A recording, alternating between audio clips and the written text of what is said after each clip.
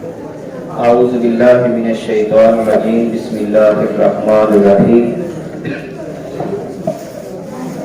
صاد والقرآن ذی الذکر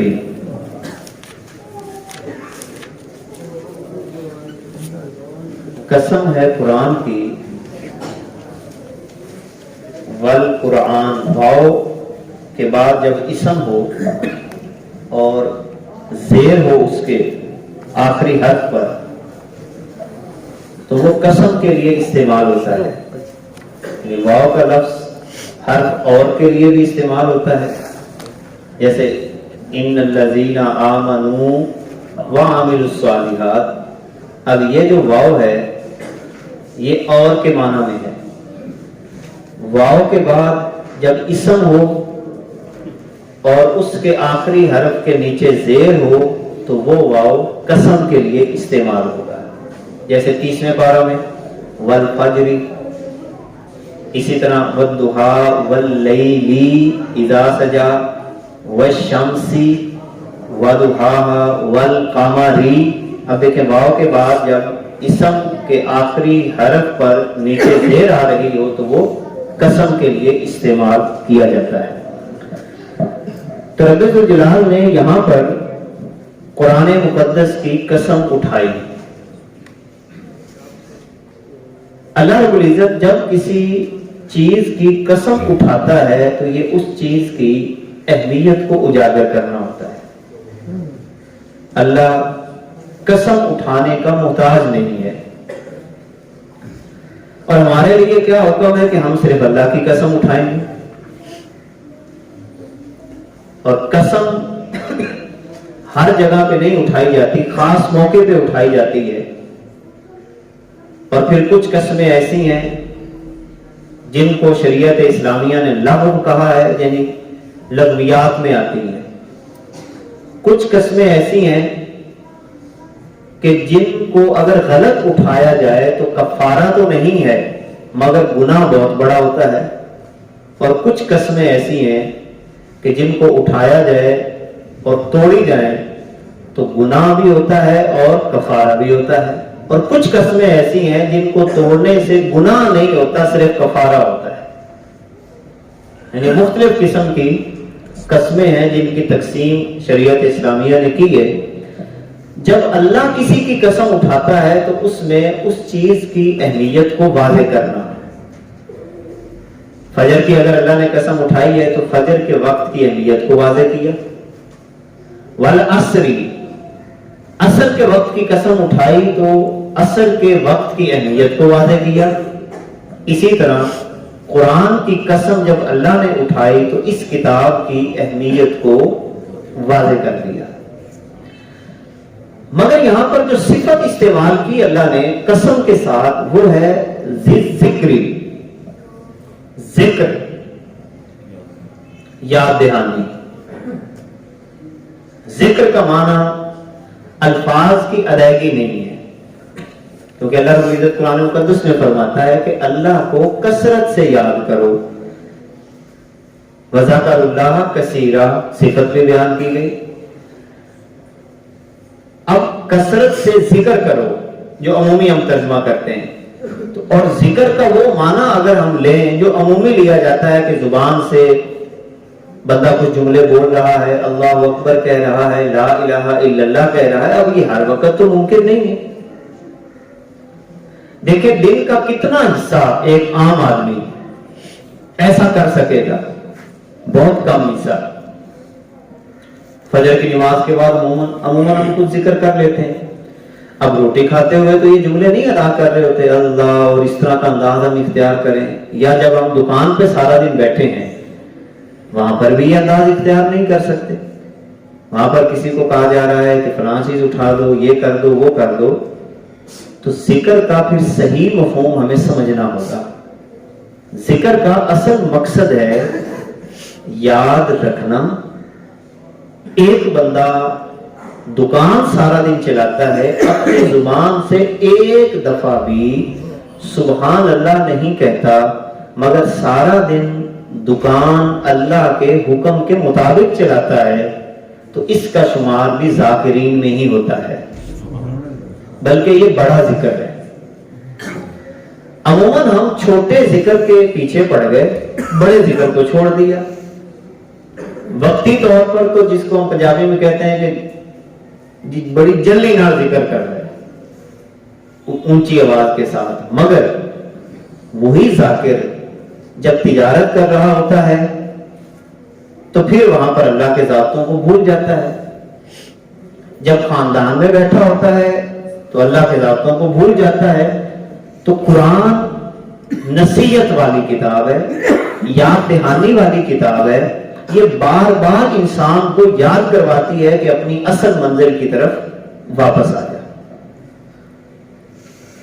اسی کی ایک ترتیب ہے ذکر۔ اس کا ایک مطلب کسی چیز کو دہرانا، ریپیٹ کرنا، یہ بھی ذکر کا مطلب ہے۔ جیسا کہ اللہ رب العزت قرآن میں فرماتا ہے فذکر، اے محبوب آپ بار بار ریپیٹ کریں، دہرائیں چیز کو۔ اس کا مطلب ایک تو یہ ہوا کہ کسی مسئلے کو دہرانا، کسی بات کو دہرانا۔ ایک آپ نے کسی جگہ پہ موضوع بیان کیا ہے اور اس موضوع کو دوبارہ بیان کرنے کی ضرورت پڑ جائے تو یہ بھی رسول اللہ صلی اللہ علیہ وسلم کی سنت مبارکہ ہے۔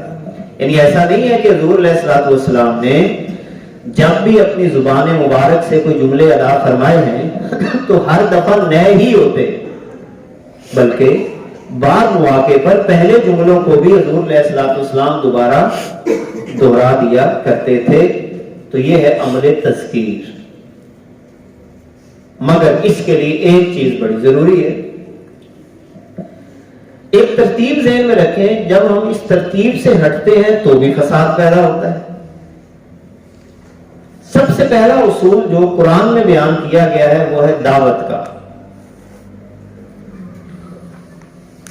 آپ شادی کارڈ لکھتے ہیں یا کسی کو آپ کو گھر میں پروگرام کر رہے ہیں تو کیا دیتے ہیں؟ دعوت دیتے ہیں نا، انویٹیشن جس کو کہا جاتا ہے۔ دعوت میں جب آپ کارڈ دے رہے ہوتے ہیں تو کھانا تو نہیں کھلا رہے ہوتے، پانی بھی نہیں پلا رہے ہوتے، صرف دعوت دے رہے ہوتے ہیں۔ آپ کی دعوت دینا کب کامیاب ہوگا؟ جب دعوت دینے کا انداز اچھا ہوگا۔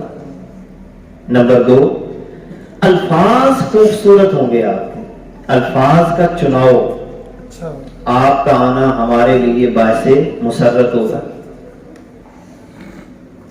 اب یہ الفاظ ہم چناؤ کرتے ہیں، اس کا مطلب ہے دعوت میں کوئی تبلیغ نہیں ہے، کوئی تبلیغ نہیں ہوتی۔ ادعو الی سبیل ربک بالحکمہ والموعظۃ الحسنہ۔ پہلے نمبر پہ صرف آپ نے انویٹیشن دینی ہے کہ یار مل بیٹھا کریں، بڑی دیر سے آپ نظر نہیں آئے وغیرہ وغیرہ۔ تو یہ انداز اختیار کر کے ہم ڈائریکٹ کیا کرتے ہیں؟ ہمارے ہاں جو خرابی پیدا ہوتی ہے، وہ نماز پڑھا کر، فلاں کام نہ کیا کر، یہ پہلے نمبر پہ کہنا ہی نہیں آپ نے۔ پہلے نمبر پہ صرف دعوت ہے۔ کوئی نماز نہیں پڑھتا تو آپ نے اس کو ڈائریکٹ نہیں کہنا ہے نماز پڑھا کر، آپ قرآن کی حکمت عملی کے خلاف کریں۔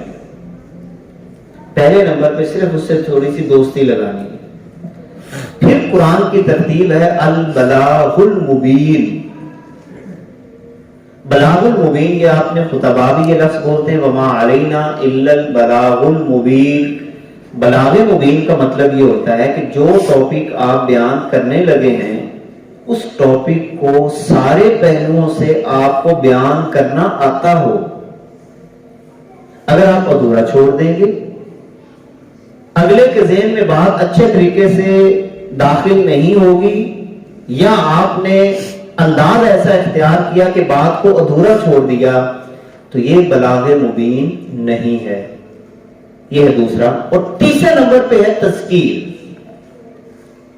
پھر آپ ریپیٹ کریں، اب بار بار کہیں، یہ تیسرا درجہ ہے۔ پھر تبشیر اور تنذیر کا آگے درجہ آتا ہے۔ تو کہنے کا مقصد یہ ہے کہ قرآن ذکر ہے، جہاں یہ دعوت کی کتاب ہے، جہاں یہ البلاغ مبین کی کتاب ہے، انہی میں سے ایک صفت قرآن کی کیا ہے؟ ذکر، بار بار کسی چیز کو ریپیٹ کر کے بات سمجھانا۔ اب یہیں سے آپ کو یہ بات، جب اللہ نے کہہ دیا کہ یہ ذکر کتاب ہے، تو بعض لوگ جو یہ اعتراض کرتے ہیں کہ دیکھو فلاں صورت میں بھی موسیٰ علیہ السلام کا قصہ ہے، فلاں صورت میں بھی ہے، فلاں صورت میں بھی ہے، فلاں صورت میں بھی ہے۔ تو آپ ہر مقام کا جائزہ لیں، ہر مقام میں واقعے کو بیان کرنے کی نوعیت الگ ہوتی ہے، یا بعض دفعہ دوبارہ اس کی ضرورت پڑ جاتی ہے، چونکہ قرآن نے خود کہہ دیا کہ میں وہ کتاب ہوں جو ذکر ہے۔ جب صاحب کتاب کی خصوصیت ایک بیان کر رہا ہے کہ میری کتاب اس انداز میں بھی لکھی جائے گی، اب اس پر اعتراض بنتا بھی نہیں ہے۔ جیسے ایک بندہ کتاب لکھتا ہے، شروع دباجہ لکھتا ہے، اس کہتا ہے کہ میں اس میں یہ اسلوب اختیار کروں گا تو یہ ذکر ہے۔ اچھا، یہ سورت بھی مکی ہے، اس کا مطلب یہ ہوا کہ مکی دور میں حضور علیہ الصلوۃ والسلام ریپیٹ زیادہ کر رہے تھے، اور خاص طور پر ایک مسئلے توحید کے مسئلے کو۔ جتنی مکی صورتیں ہیں آپ اس میں دیکھیں، توحید کی آیات، شرک کے سارے معاملات، یہ اللہ نے بار بار ریپیٹ کیے ہیں۔ اب جب حضور ریپیٹ کر رہے تھے، دہرا رہے تھے، تو انکار دو وجہ سے ہوا۔ جنہوں نے انکار کرنا تھا اس کے بارے میں اللہ فرماتا ہے بل الذین کفروا فی عزت و شقاق۔ دو چیزیں انسان کو حق بات قبول کرنے سے روکتی ہیں جو یہاں پر بیان ہوئی۔ نمبر ایک، غرور۔ عزت کا ایک مطلب غرور بھی ہے کہ میں تو بڑا صاحب عزت ہوں، میں کسی کی بات کو کیوں مانوں۔ ایک تو اس چیز نے روکا۔ نمبر دو، شقاق، مقابلہ بازی۔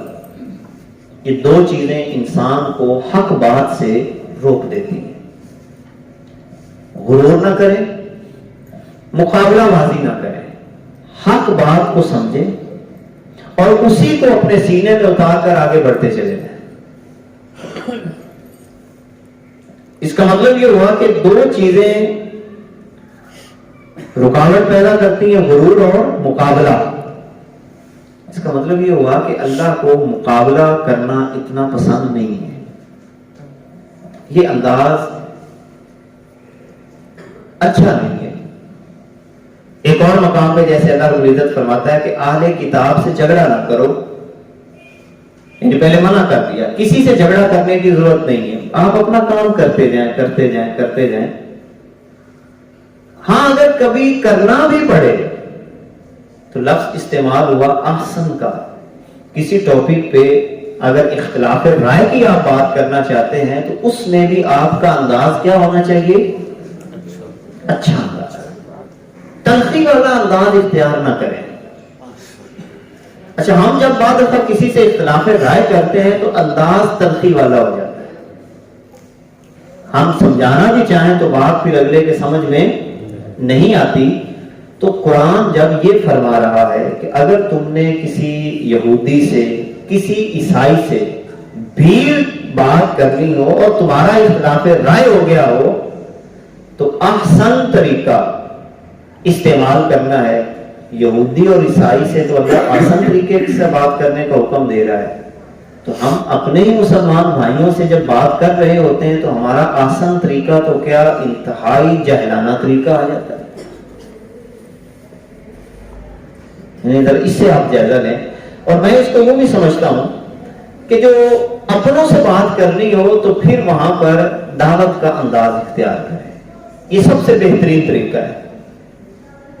میں نے جہاں تک قرآن و سنت کے مطالعے سے جو کچھ سمجھا ہے، کسی ایسے بندے سے بات کرنی ہو جو قرآن کی بنیادوں کا اقرار یا دین کا انکار کر رہا ہو تو پھر تو وہاں پر آپ نے گفتگو کا مجادلہ کا انداز تھوڑا سا اور ہو بھی جائے مگر وہ آسن۔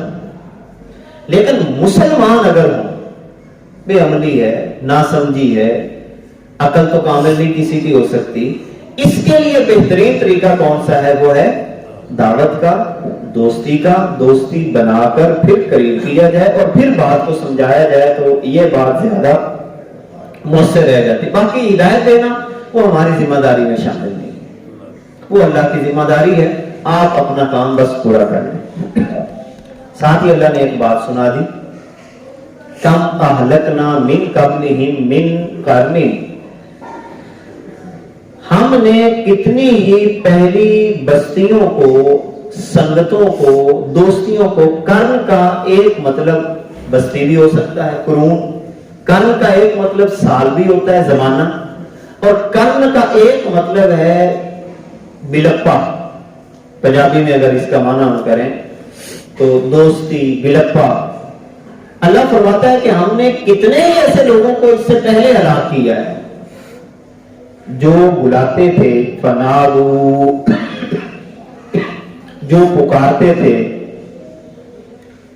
اور ولاتا حین مناس, مگر اب ان کے پاس چھٹکارے کا وقت نہ رہا.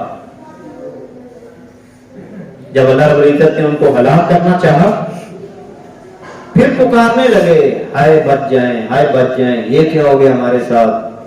لیکن اللہ فرماتا ہے کہ اب چھٹکارے کا کوئی وقت نہیں ہے. وَعَجِبُوا أَن جَاءَهُم مُنذِرٌ مِّنْهُمْ,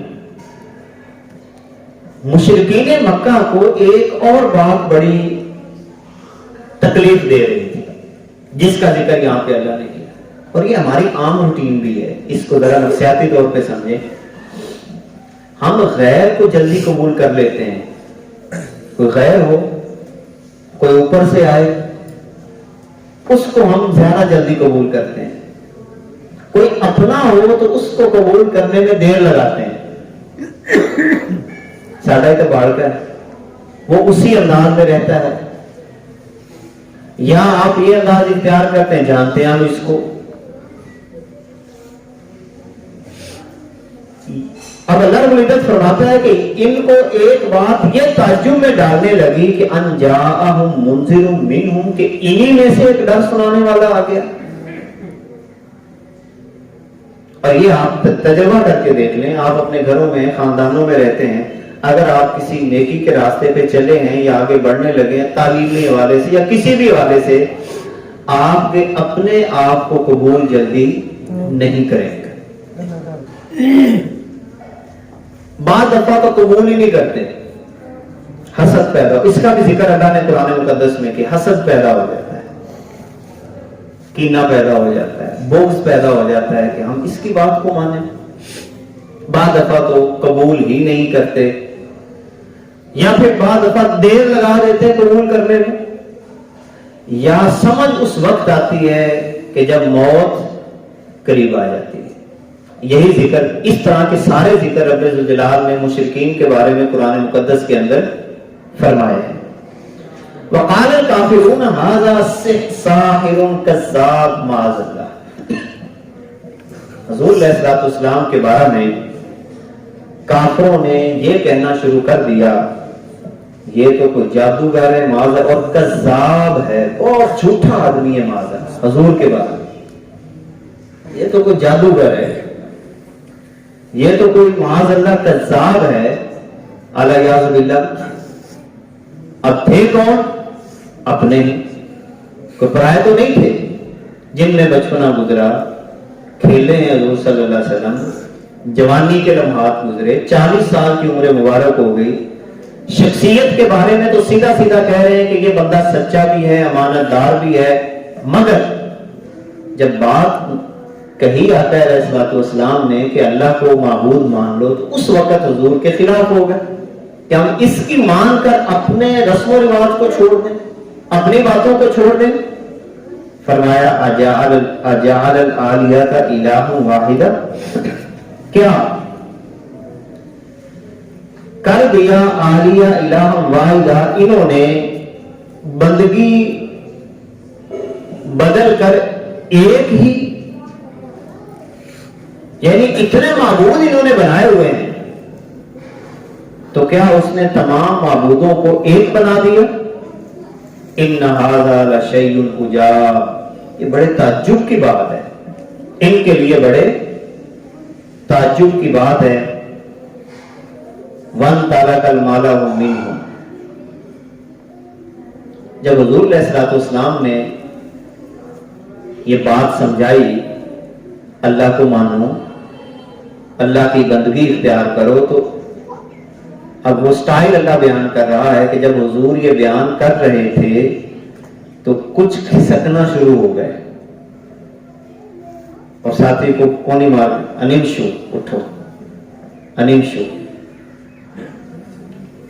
اٹھو چلیے سارے خلاف گل ہو رہی ہے. آج بھی ایسے ہی ہوتا ہے جب کوئی بات سمجھائی جا رہی ہو تو جن لوگوں کو وہ بات عجیب لگ رہی ہو وہ یا تو بے توجہی اختیار کرنے کی ایسے لگتا ہے کہ شاید یہ سن ہی نہیں رہے, یا کسی کام میں مشغول ہونے کی کوشش کرے گا, یا کسی کو کونی مار دے گا.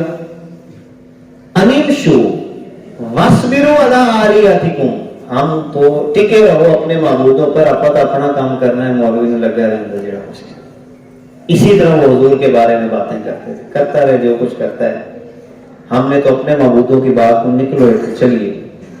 ان ھذا لشیء یراد, بے شک یہ ایسی بات ہے اس میں کچھ غرض ہے, کوئی نہ کوئی غرض ہے اس کی بات میں, لہذا یہاں سے نکل جاؤ. اور یہی بات, یہ باتیں اس لیے قرآن سنا رہا ہے کہ ہر دور میں ایسے افراد موجود رہتے ہیں جو اس طرح کے جملے کہتے رہتے ہیں. ایک تو یہ ہو گیا کہ اٹھو یہاں سے نکلو, اپنا کام ہم اپنی مرضی سے کریں گے. نمبر 3, کوئی غرض لگتی ہے, کوئی تما ہے لگتا مولوی صاحب نے, کوئی لالچ ہے جڑی یہ گل کر رہا ہے. یہی بات مشرکین حضور کے بارے میں کہہ رہے ہیں, ان ھذا لشیء یراد,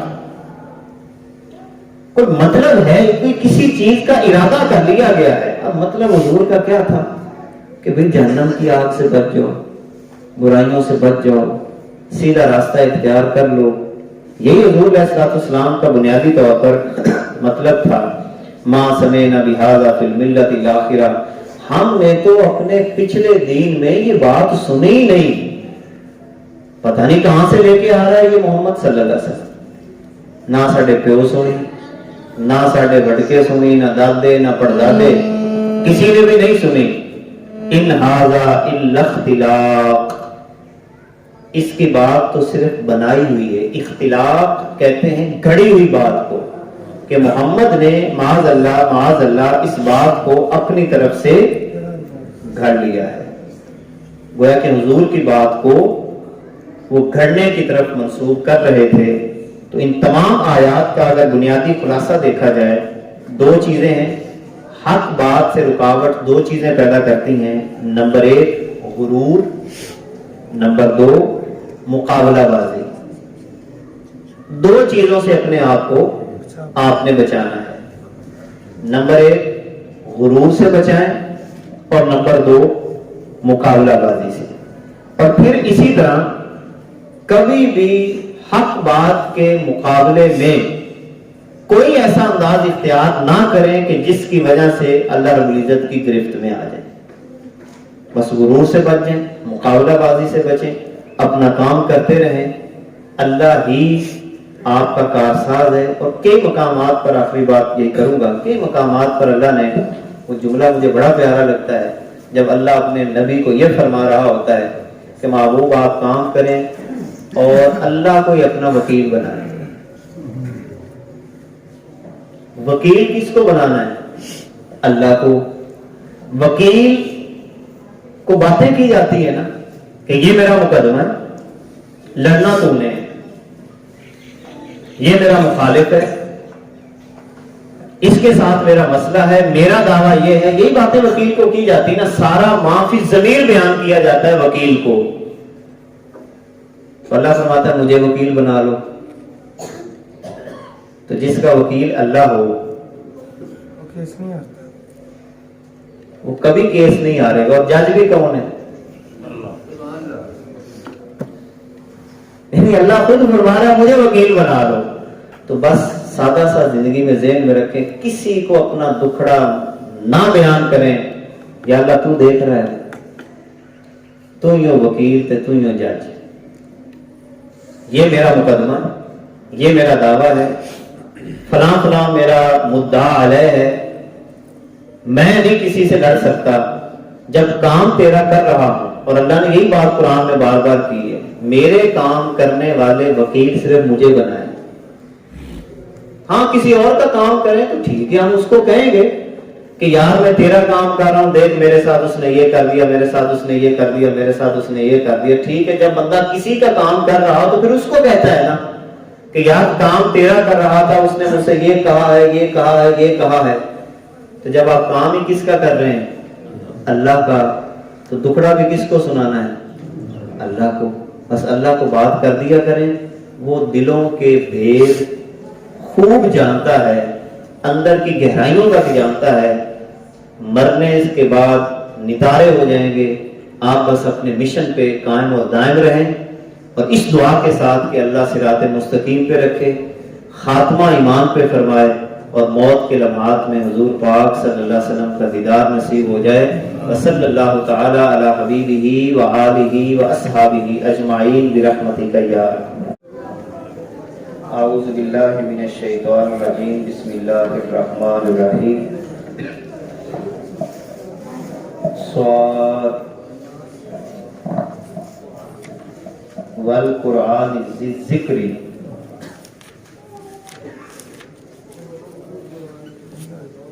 قسم ہے قرآن کی, والقرآن واو کے بعد جب اسم ہو اور زیر ہو اس کے آخری حرف پر,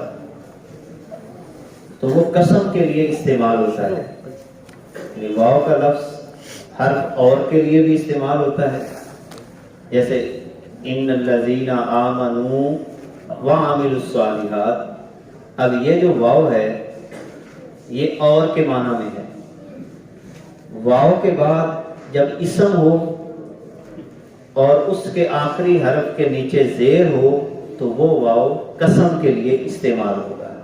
جیسے 30ویں پارہ میں والفجر, اسی طرح والضحیٰ واللیل اذا سجا, والشمس وضحاها والقمر. اب دیکھیں واو کے بعد جب اسم کے آخری حرف پر نیچے زیر آ رہی ہو تو وہ قسم کے لیے استعمال کیا جاتا ہے. تو رب ذوالجلال نے یہاں پر قرآن مقدس کی قسم اٹھائی. اللہ رب العزت جب کسی چیز کی قسم اٹھاتا ہے تو یہ اس چیز کی اہمیت کو اجاگر کرنا ہوتا ہے. اللہ قسم اٹھانے کا محتاج نہیں ہے, اور ہمارے لیے کیا حکم ہے کہ ہم صرف اللہ کی قسم اٹھائیں گے. اور قسم ہر جگہ پہ نہیں اٹھائی جاتی, خاص موقع پہ اٹھائی جاتی ہے. اور پھر کچھ قسمیں ایسی ہیں جن کو شریعت اسلامیہ نے لغو کہا ہے, یعنی لغویات میں آتی ہیں. کچھ قسمیں ایسی ہیں کہ جن کو اگر غلط اٹھایا جائے تو کفارہ تو نہیں ہے مگر گناہ بہت بڑا ہوتا ہے. اور کچھ قسمیں ایسی ہیں کہ جن کو اٹھایا جائے اور توڑی جائیں تو گناہ بھی ہوتا ہے اور کفارہ بھی ہوتا ہے. اور کچھ قسمیں ایسی ہیں جن کو توڑنے سے گناہ نہیں ہوتا, صرف کفارہ ہوتا ہے. یعنی مختلف قسم کی قسمیں ہیں جن کی تقسیم شریعت اسلامیہ نے کی ہے. جب اللہ کسی کی قسم اٹھاتا ہے تو اس میں اس چیز کی اہمیت کو واضح کرنا ہے. فجر کی اگر اللہ نے قسم اٹھائی ہے تو فجر کے وقت کی اہمیت کو واضح کیا. والعصر, عصر کے وقت کی قسم اٹھائی تو عصر کے وقت کی اہمیت کو واضح کیا. اسی طرح قرآن کی قسم جب اللہ نے اٹھائی تو اس کتاب کی اہمیت کو واضح کر دیا. مگر یہاں پر جو صفت استعمال کی اللہ نے قسم کے ساتھ وہ ہے ذی ذکری, ذکر,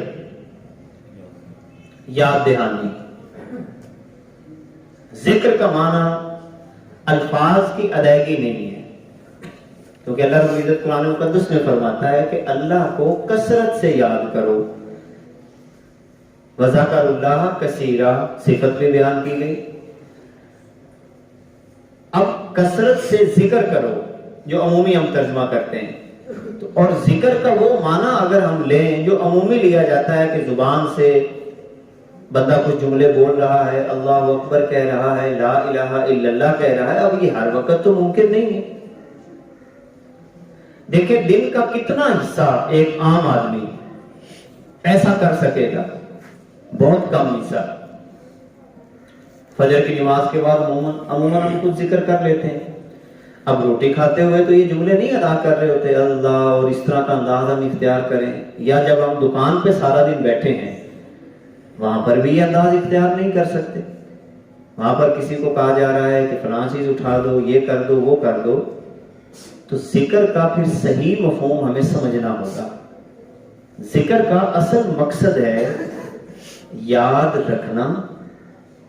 ایک بندہ دکان سارا دن چلاتا ہے, اپنی زبان سے ایک دفعہ بھی سبحان اللہ نہیں کہتا, مگر سارا دن دکان اللہ کے حکم کے مطابق چلاتا ہے, تو اس کا شمار بھی ذاکرین میں ہی ہوتا ہے, بلکہ یہ بڑا ذکر ہے. عموماً ہم چھوٹے ذکر کے پیچھے پڑ گئے, بڑے ذکر کو چھوڑ دیا. وقتی طور پر تو جس کو ہم پنجابی میں کہتے ہیں کہ بڑی جلدی نال ذکر کر رہے ہیں اونچی آواز کے ساتھ, مگر وہی ذاکر جب تجارت کر رہا ہوتا ہے تو پھر وہاں پر اللہ کے ضابطوں کو بھول جاتا ہے. جب خاندان میں بیٹھا ہوتا ہے تو اللہ کے ضابطوں کو بھول جاتا ہے. تو قرآن نصیحت والی کتاب ہے, یاد دہانی والی کتاب ہے. یہ بار بار انسان کو یاد کرواتی ہے کہ اپنی اصل منزل کی طرف واپس آ جائے. اسی کی ایک ترتیب ہے ذکر. اس کا ایک مطلب کسی چیز کو دہرانا, ریپیٹ کرنا, یہ بھی ذکر کا مطلب ہے. جیسا کہ اللہ رب العزت قرآن میں فرماتا ہے فذکر, اے محبوب آپ بار بار ریپیٹ کریں, دہرائیں چیز کو. اس کا مطلب ایک تو یہ ہوا کہ کسی مسئلے کو دہرانا, کسی بات کو دہرانا. ایک آپ نے کسی جگہ پہ موضوع بیان کیا ہے اور اس موضوع کو دوبارہ بیان کرنے کی ضرورت پڑ جائے تو یہ بھی رسول اللہ صلی اللہ علیہ وسلم کی سنت مبارکہ ہے.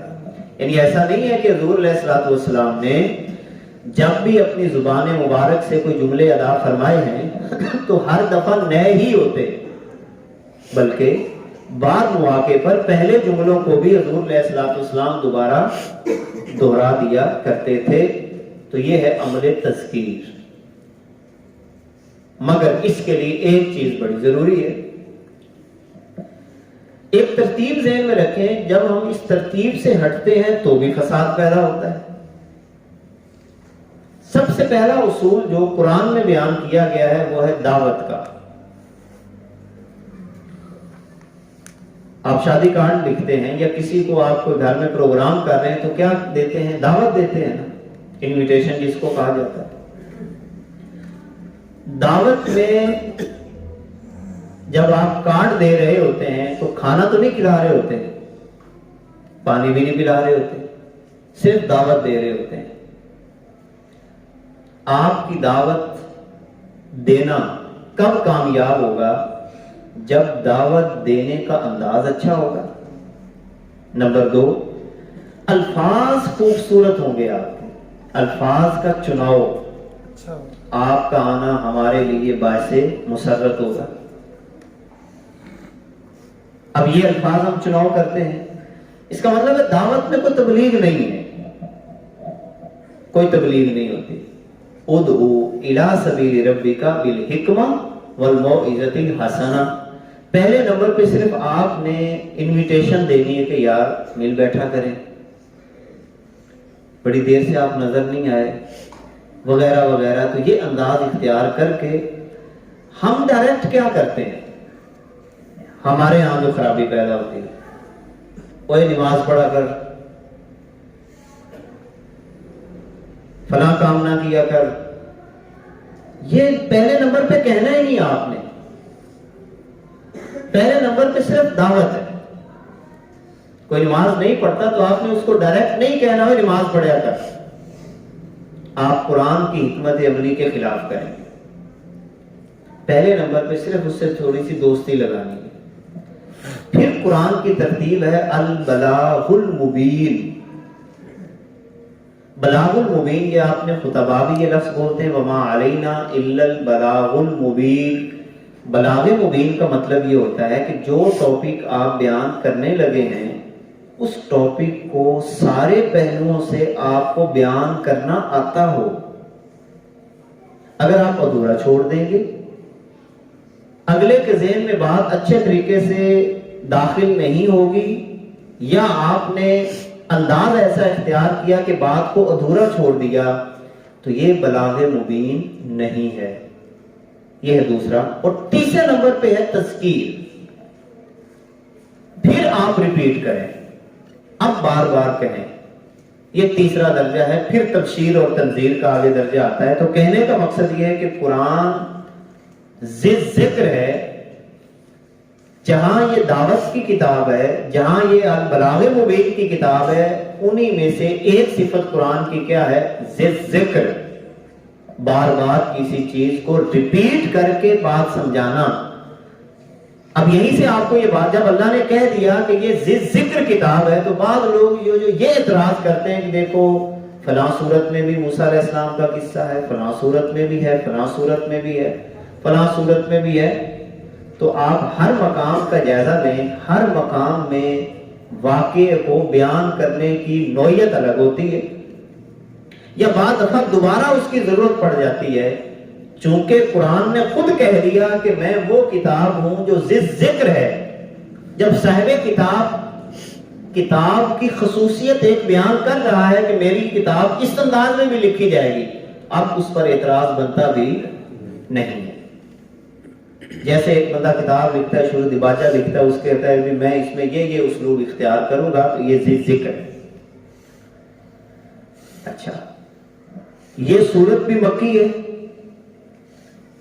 इसका मतलब ये हुआ कि मक्की दौर में हुजूर अलैहिस्सलातु वस्सलाम रिपीट ज्यादा कर रहे थे, और खास तौर पर एक मसले को, तौहीद के मसले को। जितनी मक्की सूरतें हैं आप उसमें देखें, तौहीद की आयात, शिर्क के सारे मामलात, ये अल्लाह ने बार बार रिपीट किए हैं। अब जब हुजूर रिपीट कर रहे थे, दोहरा रहे थे, तो इनकार दो वजह से हुआ। जिन्होंने इनकार करना था उसके बारे में अल्लाह फरमाता है बलिल लज़ीना कफरू फी इज़्ज़तिन व शिकाक। दो चीजें इंसान को हक बात कबूल करने से रोकती हैं, जो यहां पर बयान है। नंबर एक, गुरूर। इज्जत का एक मतलब गुरूर भी है कि मैं तो बड़ा साहिब इज्जत हूं, मैं किसी की बात को क्यों मानूं। एक तो इस चीज ने रोका। नंबर दो, शिकाक, मुकाबलाबाजी। ये दो चीजें इंसान को हक बात से रोक देती हैं। गुरूर ना करें, मुकाबलाबाजी ना करें, हक बात को समझें और उसी को अपने सीने में उतार कर आगे बढ़ते चले जाएं। इसका मतलब यह हुआ कि दो चीजें रुकावट पैदा करती हैं, गुरूर और मुकाबला। इसका मतलब यह हुआ कि अल्लाह को मुकाबला करना इतना पसंद नहीं है। ये अंदाज अच्छा नहीं है। एक और मकाम पे जैसे अल्लाह रब्बुल इज्जत फरमाता है कि आहले किताब से झगड़ा ना करो, यानी पहले मना कर दिया, किसी से झगड़ा करने की जरूरत नहीं है, आप अपना काम करते जाएं, करते जाएं, करते जाएं। हाँ, अगर कभी करना भी पड़े तो लफ्ज इस्तेमाल हुआ अहसन का। किसी टॉपिक पे अगर इख्तिलाफ राय की आप बात करना चाहते हैं तो उसमें भी आपका अंदाज क्या होना चाहिए? अच्छा अंदाज, तलखी वाला अंदाज इख्तियार ना करें। اچھا، ہم جب بعض دفعہ کسی سے اختلاف رائے کرتے ہیں تو انداز تلخی والا ہو جاتا ہے. ہم سمجھانا بھی چاہیں تو بات پھر اگلے کے سمجھ میں نہیں آتی. تو قرآن جب یہ فرما رہا ہے کہ اگر تم نے کسی یہودی سے، کسی عیسائی سے بھی بات کرنی ہو اور تمہارا اختلاف رائے ہو گیا ہو تو احسن طریقہ استعمال کرنا ہے. یہودی اور عیسائی سے تو اللہ آسان طریقے سے بات کرنے کا حکم دے رہا ہے، تو ہم اپنے ہی مسلمان بھائیوں سے جب بات کر رہے ہوتے ہیں تو ہمارا آسان طریقہ تو کیا انتہائی جاہلانہ طریقہ آ جاتا ہے. اس سے آپ جائزہ لیں. اور میں اس کو یوں بھی سمجھتا ہوں کہ جو اپنوں سے بات کرنی ہو تو پھر وہاں پر دعوت کا انداز اختیار کریں. یہ سب سے بہترین طریقہ ہے. میں نے جہاں تک قرآن و سنت کے مطالعے سے جو کچھ سمجھا ہے، کسی ایسے بندے سے بات کرنی ہو جو قرآن کی بنیادوں کا اقرار یا دین کا انکار کر رہا ہو تو پھر تو وہاں پر آپ نے گفتگو کا مجادلہ کا انداز تھوڑا سا اور ہو بھی جائے مگر ہو آسن. لیکن مسلمان اگر ہو، بے عملی ہے، ناسمجھی ہے، عقل تو کامل نہیں کسی کی ہو سکتی، اس کے لیے بہترین طریقہ کون سا ہے؟ وہ ہے دعوت کا، دوستی کا. دوستی بنا کر پھر قریب کیا جائے اور پھر بات کو سمجھایا جائے تو یہ بات زیادہ مؤثر رہ جاتی. باقی ہدایت دینا وہ ہماری ذمہ داری میں شامل نہیں، وہ اللہ کی ذمہ داری ہے. آپ اپنا کام بس پورا کر لیں. ساتھ ہی اللہ نے ایک بات سنا دی، کم اہلکنا من قبلہم من قرن،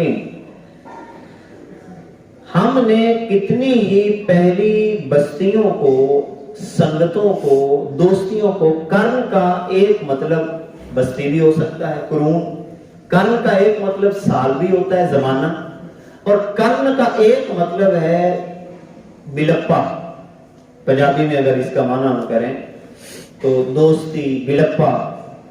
اللہ فرماتا ہے کہ ہم نے کتنے ہی ایسے لوگوں کو اس سے پہلے ہلاک کیا ہے جو بلاتے تھے، فنادو، جو پکارتے تھے، اور ولاتا حین مناس، مگر اب ان کے پاس چھٹکارے کا وقت نہ رہا. جب اللہ رب العزت نے ان کو ہلاک کرنا چاہا پھر پکارنے لگے، ہائے بچ جائیں، ہائے بچ جائیں، یہ کیا ہو گیا ہمارے ساتھ. لیکن اللہ فرماتا ہے کہ اب چھٹکارے کا کوئی وقت نہیں ہے. وَعَجِبُوا أَن جَاءَهُم مُنذِرٌ مِّنْهُمْ. مشرکین مکہ کو ایک اور بات بڑی تکلیف دے رہی تھی جس کا ذکر یہاں پہ اللہ نے کیا، اور یہ ہماری عام روٹین بھی ہے. اس کو ذرا نفسیاتی طور پہ سمجھیں. ہم غیر کو جلدی قبول کر لیتے ہیں. کوئی غیر ہو، کوئی اوپر سے آئے، اس کو ہم زیادہ جلدی قبول کرتے ہیں. کوئی اپنا ہو تو اس کو قبول کرنے میں دیر لگاتے ہیں. ساڈا ہی تو بالکا ہے، وہ اسی انداز میں رہتا ہے. یا آپ یہ انداز اختیار کرتے ہیں، جانتے ہیں ہم اس کو. اب اللہ رب العزت فرماتا ہے کہ ان کو ایک بات یہ تعجب میں ڈالنے لگی کہ ان جاءہم منذر منہم، کہ انہی میں سے ایک ڈر سنانے والا آ گیا. اور یہ آپ تجربہ کر کے دیکھ لیں. آپ اپنے گھروں میں، خاندانوں میں رہتے ہیں، اگر آپ کسی نیکی کے راستے پہ چلے ہیں یا آگے بڑھنے لگے ہیں تعلیمی حوالے سے یا کسی بھی حوالے سے، آپ کے اپنے آپ کو قبول جلدی نہیں کریں گے. بعض دفعہ تو قبول ہی نہیں کرتے. حسد پیدا، اس کا بھی ذکر اللہ نے قرآن مقدس میں کہ حسد پیدا ہو جاتا ہے، کینہ پیدا ہو جاتا ہے، بغض پیدا ہو جاتا ہے کہ ہم اس کی بات کو مانیں. بعض دفعہ تو قبول ہی نہیں کرتے، یا پھر بعض دفعہ دیر لگا دیتے ہیں قبول کرنے میں. یا سمجھ اس وقت آتی ہے کہ جب موت قریب آ جاتی ہے. یہی ذکر، اس طرح کے سارے ذکر رب ذوالجلال نے مشرکین کے بارے میں قرآن مقدس کے اندر فرمائے ہیں. وقال الکافرون ھذا ساحر کذاب معاذ اللہ. حضور علیہ الصلوۃ والسلام کے بارے میں کافروں نے یہ کہنا شروع کر دیا یہ تو کوئی جادوگر ہے معاذ اور کذاب ہے، بہت جھوٹا آدمی ہے معاذ حضور کے بارے میں، یہ تو کوئی جادوگر ہے، یہ تو کوئی معاذ اللہ کذاب ہے، الیاذ باللہ۔ اب تھے کون؟ اپنے ہی، کوئی پرائے تو نہیں تھے، جن میں بچپنا گزرا، کھیلے ہیں حضور صلی اللہ علیہ وسلم، جوانی کے لمحات گزرے، 40 سال کی عمر مبارک ہو گئی۔ شخصیت کے بارے میں تو سیدھا سیدھا کہہ رہے ہیں کہ یہ بندہ سچا بھی ہے، امانت دار بھی ہے، مگر جب بات کہی آقا علیہ الصلوۃ والسلام نے کہ اللہ کو معبود مان لو، تو اس وقت حضور کے خلاف ہو گئے کہ ہم اس کی مان کر اپنے رسم و رواج کو چھوڑ دیں، اپنی باتوں کو چھوڑ دیں۔ فرمایا اجعل الآلہۃ الہ واحدہ، کیا کر دیا آلیہ الہ واحدہ، انہوں نے بندگی بدل کر ایک ہی، یعنی اتنے معبود انہوں نے بنائے ہوئے ہیں، تو کیا اس نے تمام معبودوں کو ایک بنا دیا؟ ان ھذا لشیء عجاب، یہ بڑے تعجب کی بات ہے، ان کے لیے بڑے تعجب کی بات ہے۔ وَانْطَلَقَ الْمَلَأُ مِنْهُمْ، جب حضور علیہ الصلوۃ والسلام نے یہ بات سمجھائی اللہ کو مانو، اللہ کی بندگی اختیار کرو، تو اب وہ سٹائل اللہ بیان کر رہا ہے کہ جب حضور یہ بیان کر رہے تھے تو کچھ کھسکنا شروع ہو گئے، اور ساتھی کو کونی مار، انمشو، اٹھو، انمشو، اٹھو، چلیے، ساڑھے خلاف گل ہو رہی ہے۔ آج بھی ایسے ہی ہوتا ہے، جب کوئی بات سمجھائی جا رہی ہو تو جن لوگوں کو وہ بات عجیب لگ رہی ہو، وہ یا تو بے توجہی اختیار کرنے کی، ایسے لگتا ہے کہ شاید یہ سن ہی نہیں رہے، یا کسی کام میں مشغول ہونے کی کوشش کرے گا، یا کسی کو کونی مار دے گا۔ انمشو واصبروا علی آلیہتکم، ہم تو ٹکے رہو اپنے معبودوں پر، آپت اپنا کام کرنا ہے، مولوی نے لگا رہے جڑا کچھ۔ اسی طرح وہ حضور کے بارے میں باتیں کرتے تھے، کرتا رہے جو کچھ کرتا ہے، ہم نے تو اپنے معبودوں کی بات کو نکلو، چلیے۔ ان ھذا لشیء یراد، بے شک یہ ایسی بات ہے، اس میں کچھ غرض ہے، کوئی نہ کوئی غرض ہے اس کی بات میں، لہذا یہاں سے نکل جاؤ۔ اور یہی بات، یہ باتیں اس لیے قرآن سنا رہا ہے کہ ہر دور میں ایسے افراد موجود رہتے ہیں جو اس طرح کے جملے کہتے رہتے ہیں۔ ایک تو یہ ہو گیا کہ اٹھو یہاں سے نکلو، اپنا کام ہم اپنی مرضی سے کریں گے۔ نمبر 3، کوئی غرض لگتی ہے، کوئی تما ہے لگتا مولوی صاحب نے، کوئی لالچ ہے جڑی یہ گل کر رہا ہے۔ یہی بات مشرکین حضور کے بارے میں کہہ رہے ہیں، ان ھذا لشیء یراد،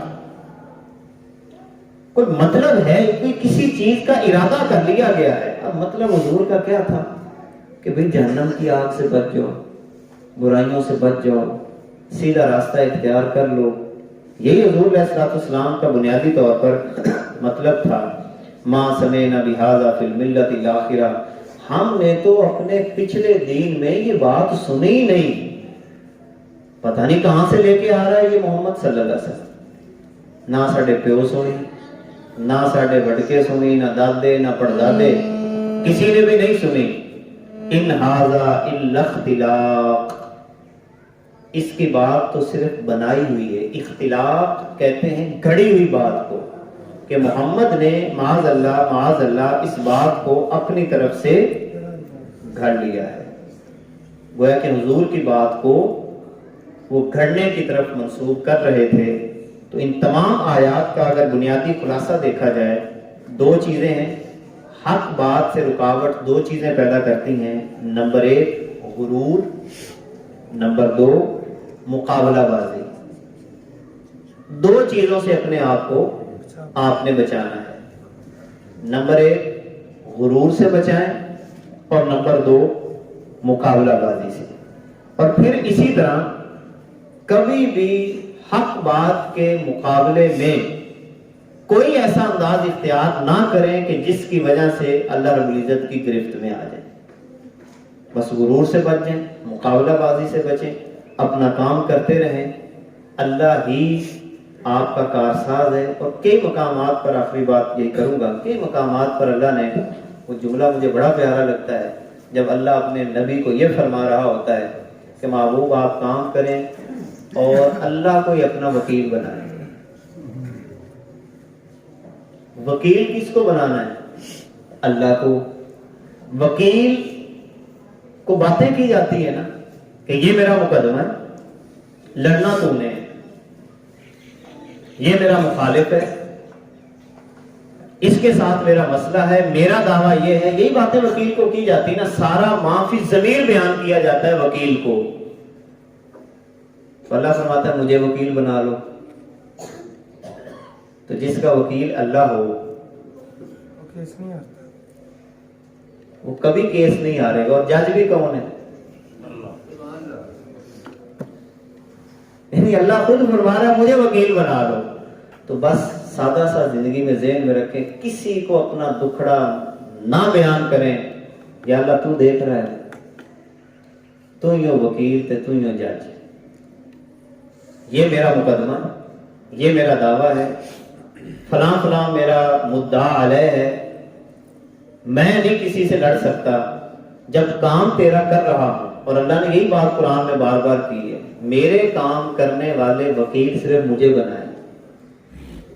ہاں کسی اور کا کام کریں تو ٹھیک ہے، ہم اس کو کہیں گے کہ یار میں تیرا کام کر رہا ہوں، دیکھ میرے ساتھ اس نے یہ کر دیا، میرے ساتھ اس نے یہ کر دیا، میرے ساتھ اس نے یہ کر دیا. ٹھیک ہے، جب بندہ کسی کا کام کر رہا ہو تو پھر اس کو کہتا ہے نا کہ یار کام تیرا کر رہا تھا، اس نے مجھ سے یہ کہا ہے، یہ کہا ہے، یہ کہا ہے. تو جب آپ کام ہی کس کا کر رہے ہیں؟ اللہ کا. تو دکھڑا بھی کس کو سنانا ہے؟ اللہ کو. بس اللہ کو بات کر دیا کریں. وہ دلوں کے بھید خوب جانتا ہے، اندر کی گہرائیوں تک جانتا ہے. مرنے کے بعد نتارے ہو جائیں گے. آپ بس اپنے مشن پہ قائم اور دائم رہیں، اور اس دعا کے ساتھ کہ اللہ صراط مستقیم پہ رکھے، خاتمہ ایمان پہ فرمائے، اور موت کے لمحات میں حضور پاک صلی اللہ علیہ وسلم کا دیدار نصیب ہو جائے. وصلی اللہ تعالی علی حبیبہ وآلہ واصحابہ اجمعین برحمتک یا